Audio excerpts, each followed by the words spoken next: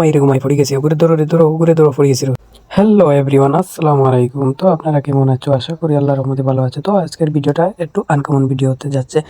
তো আজকে জঙ্গলও আমরা রওনা দিচ্ছি, কিতা করি না করি আপনারা লগে তাওকা দেখতে পারবো আশা। সো অনেকক্ষণ হাঁটাহাঁটির পর দেখতে পারলাম একটা বিশাল বড় পুল। ও মাই গড! সো ফুলটা অনেক মজবুত। তো ফুল বাড়িতে গিয়ে আমার একটা বাতিও নিচে পড়িয়া গেছে। তো আমরা জানি না আমরা কপালে কি কি মুসিবত আছে। সো 2 ঘন্টা হাঁটাহাঁটির পর আমরা এসে পড়েছি জঙ্গলে। তো জঙ্গলে আইয়া ভাবলাম যেহেতু জঙ্গলে এসে পড়েছি, কিছু না কিছুই জোগাড় করতেই হবে। তো জোগাড় করার আগে ছোট্ট একটা রিকোয়েস্ট রইল আপনাদের কাছে। তো আমার ভিডিওটা কেমন লাগে প্লিজ কষ্ট করে বলে যাবেন, কমেন্ট বক্স খোলা আছে। সো অনেক চিন্তা ভাবনার পর ভাবলাম কয়েকটা বাঁশ নিয়ে যাই, যেহেতু আপনাদের মনে কয়েকটা প্রশ্ন আসতে পারে। তো ভাই, বাঁশ দিয়া কি করবেন?